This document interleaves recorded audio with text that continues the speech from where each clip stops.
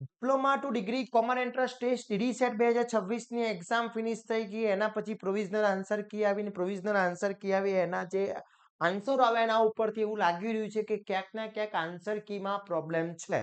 અને જ્યારે બી પેપર્સ આવ્યું ત્યારે પેપર્સની અંદર બી આપણે ચેક કર્યું હતું, લાઈવમાં સોલ્વ કરાવ્યું હતું, ત્યારે બી મેં તમને કહ્યું હતું કે આની અંદર ક્યાંક ને ક્યાંક ડાઉટ લાગી રહ્યો છે.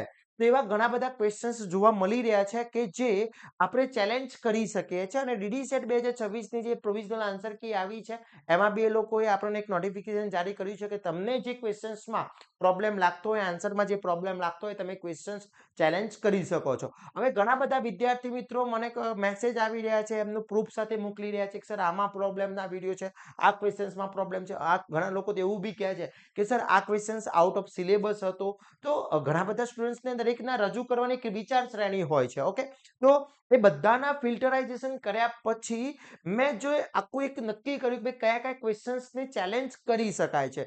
જો દરેક વિદ્યાર્થી મિત્રોને હું સ્પષ્ટતા કરું છું કે જો તમને તમારા જે ક્વેશ્ચન્સમાં ક્વેરી લાગતી હોય, તમે સાચા છો, તમને એવું લાગી રહ્યું છે કે ના હું મારી રીતના જગ્યાએ સાચો છું, તો તમે ચેલેન્જ કરી શકો છો. પોતપોતાના એકાઉન્ટમાંથી ચેલેન્જ કરવાની હોય છે. મેં મારા ઓનલાઈન બેચની અંદર અને ઓફલાઈન બેચની અંદર બંને વિદ્યાર્થીઓ જોડે મેં ચર્ચા કરી ચૂક્યો છું. અને જે વિદ્યાર્થી મિત્રો ઓનલાઈન બેચમાં જોડાયેલા નથી, ઓફલાઈન જોડાયેલા નથી, યુટ્યુબના માધ્યમથી જોડાયેલા છે, એ વિદ્યાર્થી મિત્રોને બી આ વિડીયોના મારફતે હું તમને મેસેજ આપું છું કે તો તમને પ્રોબ્લેમ લાગતો હોય, તમે સાચા છો, તો તમે એને ચેલેન્જ કરી શકો છો. અને જો તમારી ચેલેન્જ એક્સેપ્ટ થઈ જશે તો એ લોકો 100% તમને રિફંડ આપી દેશે. ઓકે, તો વિદ્યાર્થી મિત્રો ચેલેન્જ બી તમારા એકાઉન્ટમાંથી જ કરવાની હોય છે અને એનો વિડીયોઝ બી મૂકેલો છે, ઇઝી છે, એકદમ શાંતિથી તમે કરી શકો છો. અને એની ફોર્મેટ જો તમને ના મળી હોય, ફોર્મેટ જોતી હોય કે ચેલેન્જ કરવા માટેની ફોર્મેટ કેવી રીતના હોય છે એ જોતી હોય તો મને મેસેજ કરજો, હું તમને ફોર્મેટ આખી પીડીએફ શેર કરી આપીશ. ઓકે, એના પ્રૂફ તમારે એડ કરવાના રહેશે. અમે તો આખું પ્રૂફ બનાવી અને ચેલેન્જ મેં તો કરી દીધી છે. અત્યારે જે વિડીયો બનાવું છું એના પહેલા મેં ચેલેન્જ કરી દીધી છે. પણ એક વ્યક્તિથી ચેલેન્જ કરવાથી, બે વ્યક્તિથી ચેલેન્જ કરવાથી ઇફેક્ટ આવે. જો તમને વધારે પડતા લાગતો હશે ને તમે ચેલેન્જ કરો તો બેસ્ટ છે, કરી શકાય છે. ઓકે, મારા ઓનલાઈનના ઘણા બધા વિદ્યાર્થી મિત્રોના ઘણા બધા મેસેજ હતા, મારા ઓફલાઈનના વિદ્યાર્થી મિત્રોના મેસેજ હતા, યુટ્યુબમાંના વિદ્યાર્થી હતા એમના બી ઘણા બધાના મેસેજ હતા કે સર આટલા ક્વેશ્ચન્સમાં પ્રોબ્લેમ લાગી રહ્યો છે. તો એના આધારે મેં નક્કી કર્યા કયા કયા ક્વેશ્ચન્સમાં ચેલેન્જ થઈ શકે હોય છે. તો મારા જોડે ડી સિરીઝનું પેપર હતું, એમાં પહેલો જે ક્વેશ્ચન છે કે ઉષ્મા પ્રસરણની કઈ પદ્ધતિમાં પારો. હવે મર્ક્યુરી, આપણે બધા જ જાણીએ છીએ કે મર્ક્યુરી જે છે એ એક તો મેટલ છે, પોતે શું છે, which heat transfer method heat will transfer in mercury. હવે મર્ક્યુરી છે ને એક મેટલ છે, બરોબર, મેટલ છે. અને બીજું એક મેટલ એવું છે કે રૂમ ટેમ્પરેચરે લિક્વિડ ફોર્મમાં હોય છે. હવે લિક્વિડ ફોર્મમાં હંમેશા કન્વેન્શન થી થતું હોય અને મેટલ હોય તો કન્ડક્શન થતું હોય. એટલે અહીં એક અસ્પષ્ટ ક્વેશ્ચન સમજાઈ રહ્યો છે. મને તો એવું સમજાઈ રહ્યું છે કે આ ક્વેશ્ચન પ્રોપરલી સમજી નથી શકાતો. જો કોઈક વિદ્યાર્થી એવું માને છે કે સર આને હું મેટલ માનું છું તો મેટલમાં કન્ડક્શન આવે, સાચી વાત છે ભાઈ, તારી ખોટી વાત છે જ નહીં, 100% તું સાચો છે. કોઈક બીજો વિદ્યાર્થી એવું કહે છે કે સર એ મેટલ તો છે પણ એ પોતે લિક્વિડ છે, અને લિક્વિડ હોય તો લિક્વિડમાં હંમેશા કન્વેન્શન થી થાય. એની બી વાત સાચી છે. હવે ઘણા બધા વિદ્યાર્થી મિત્રો એ ટીક કરીને આવે છે, ઘણા વિદ્યાર્થી મિત્રો બી ટીક કરીને આવે છે, કોઈક વિદ્યાર્થી તો ડી ટીક બી કરીને આવે છે. સર બધી રીતના થાય, એ બી એની રીતના કોઈક લોજિક લગાવ્યું હશે. તો હું તો એવું માની રહ્યો છું કે આ ક્વેશ્ચન્સમાં ક્યાંક ને ક્યાંક અસમજ ઊભી થઈ રહી છે. અને હું એટલા માટે આ વિડીયો બનાવું છું કે તમે બધા સ્ટુડન્ટ્સને આ ક્વેશ્ચન્સને પ્રોબ્લેમ છે તો મને કોમેન્ટ કરજો. અને હું તો એવું કહેવા માંગુ છું કે આ ક્વેશ્ચન્સને રદ જ કરવામાં આવે. આ ક્વેશ્ચન્સ પ્રોપરલી સ્પષ્ટ નથી, આ ક્વેશ્ચન્સને રીડી સેટમાંથી રદ જ કરવામાં આવે.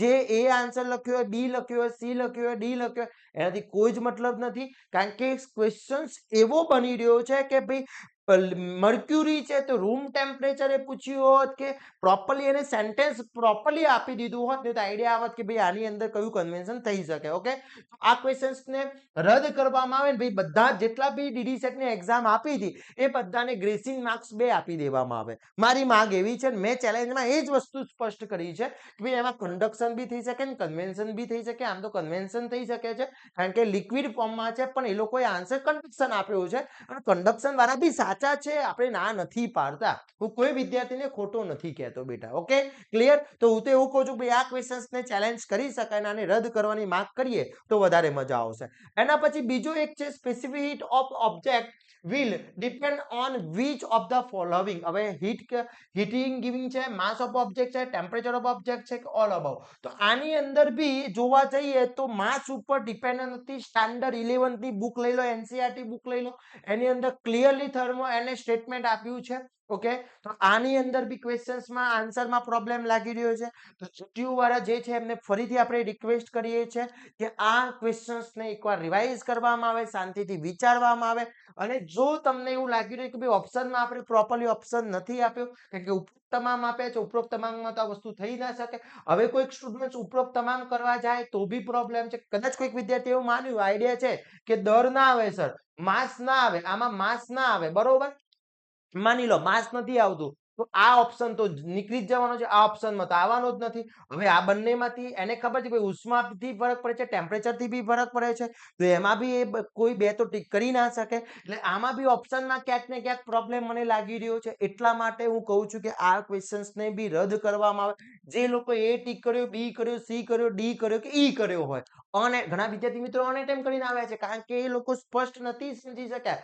મારા જે ઓનલાઈન લેક્ચર્સના વિદ્યાર્થી મિત્રો છે, ઓનલાઈન ઓફલાઈનના વિદ્યાર્થી મિત્રો છે, એમને મારે ચર્ચા થઈ ત્યારે એ લોકોએ કીધું કે સર હું આ ક્વેશ્ચનમાં બહુ જ કન્ફ્યુઝ હતો, એટલે પછી મેં એને અનએટેમ્પ રાખ્યો. કારણ કે કોઈ ક્વેશ્ચન એવો ટીક કરી લો અને ખોટો પડે માઇનસ માર્ક્સ જાય. એ લોકો કોન્ફિડન્સ હતા કે ભાઈ આ વસ્તુ આવી શકે, પણ એવો ઓપ્શન એ લોકોને જોવા ના મળ્યો. એટલા માટે એ લોકો અનએટેમ્પ કરીને બી આવ્યા છે. અનએટેમ્પ એવું નથી હોતું કે વિદ્યાર્થીને નથી આવડતું. હું આ વિડીયોના માધ્યમથી જીટીયુના જેટલા બી આપણા જે મેમ્બરો છે, જેટલા ડીડી સેટના મેમ્બરો છે, બધા સાહેબશ્રીઓને હું હમણાં વિનંતી કરું છું કે ઘણા બધા સ્ટુડન્ટ એવા હોય છે કે ક્વેશ્ચન સ્પષ્ટ નથી સમજી શકતા, એટલા માટે પ્રોપરલી આન્સર આપવા નથી માંગતા, એટલા માટે લોકો ઈ ટીક કરીને આવે છે. સ્પષ્ટ બને ક્વેશ્ચન્સ પ્રોપરલી તમે મૂકો. ઘણા બધા ક્વેશ્ચન્સ પ્રોપરલી મૂક્યા છે, 2-3 ક્વેશ્ચન્સમાં પ્રોબ્લેમ છે ને. આપણે માનીએ છીએ મનુષ્ય માત્ર ભૂલને પાત્ર, આપણે સ્વીકારીએ છીએ, હું હોય, બીજા કોઈ ટીચર, કોઈ બી હોય, ભૂલ થઈ શકે છે, તો એને આપણે સુધારવાની તક છે, સુધારવી જરૂરી છે. તો આ ક્વેશ્ચન્સને બી હું એવું માની રહ્યું છું કે આને બી ગ્રેસિંગ આપવું જોઈએ. તમારું શું કહેવું છે મને કોમેન્ટ કરજો, જેથી આઈડિયા આવે વિદ્યાર્થી મિત્રો. પછી એ તો નક્કી કરવાનું છે, આપણી ડીડી સેટની જે મેમ્બર કમિટી છે એ લોકો નક્કી કરવાના છે, પણ આપણે ચેલેન્જ કરવાની કે આપણી ફરજ છે, એ ફરજ નિભાવીએ.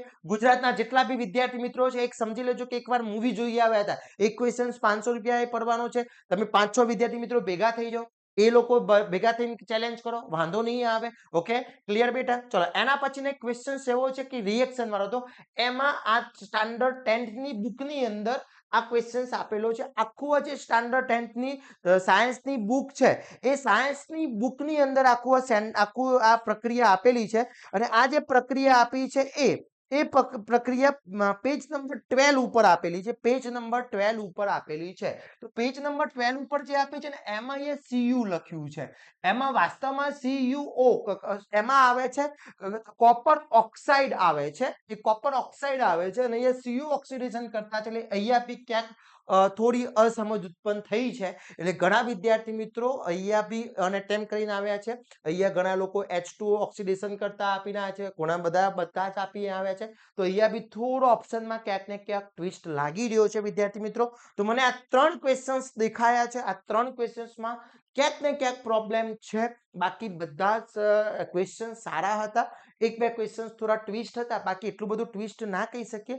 જ્યારે આ લેવલની એક્ઝામ લેવાતી હોય અને આના આધારે એડમિશન થતા હોય, તો આવી એક્ઝામ તો થોડી આવવાની છે વિદ્યાર્થી મિત્રો. થોડા આનાથી બી સ્ટેપ આવી શકે. મેથ્સમાં તો એકદમ ઇઝી પેપર હતા, અને લાસ્ટ આપણે જે તમને મૂક ટેસ્ટ કર્યા હતા, એમાં બી ઘણા બધા ક્વેશ્ચન્સ આની અંદર ઇન્ક્લુડ થઈ જાય છે. પણ એટલું શીખવા મળ્યું આમાં કે લાસ્ટ ટાઈમે મહેનત ના જ કરવી જોઈએ. શરૂઆતથી મહેનત કરો. કોઈ બી વસ્તુ પાછળ તમે શરૂઆતથી મહેનત કરો છો તો બેસ્ટ રહેવાનું છે. હવે આ ક્વેશ્ચન્સની તો ચેલેન્જ થઈ ગઈ છે, અમે બી કરી લીધી છે. જો તમે બાકી તો તમે બી કરી લેજો.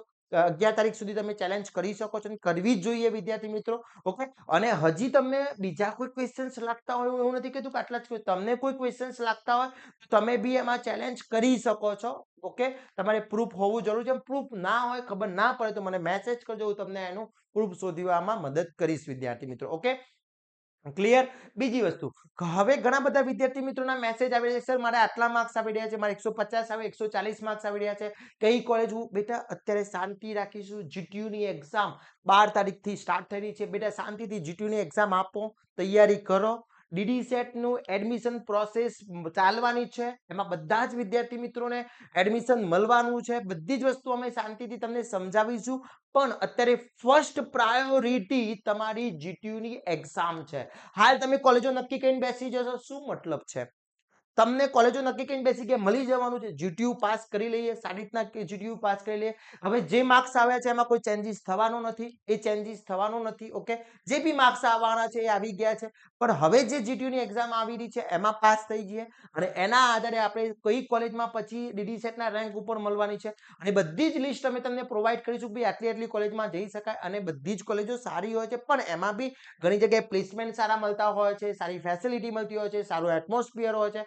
એ બધી જ રીતે અમે તમને સમજાવવાના છે. પણ એટલીસ્ટ અત્યારે જીટીયુ ની એક્ઝામની તૈયારી કરીએ. મારા દરેક ગુજરાતના વિદ્યાર્થી મિત્રોને મારી એક રિક્વેસ્ટ છે, પહેલી પ્રાયોરિટી જીટીયુ ની એક્ઝામને આપીએ. કારણ કે અત્યારે હાલ એ વિચારવાનો સમય નથી કે કેટલા માર્ક્સ મને એડમિશન મળી શકે છે.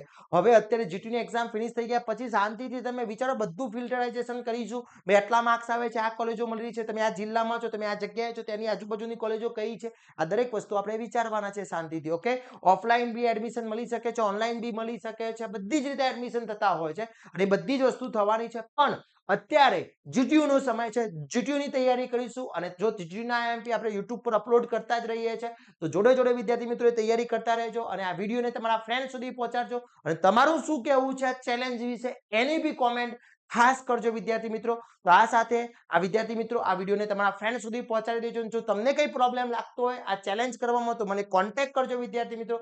100% હું તમારી હેલ્પફુલ કરીશ. ઓકે, આવા જ નવા વિડીયો સાથે નવા દિવસે મળીશું. ત્યાં સુધી વિદ્યાર્થી મિત્રો મને રજા આપશો. જય હિન્દ, જય ભારત.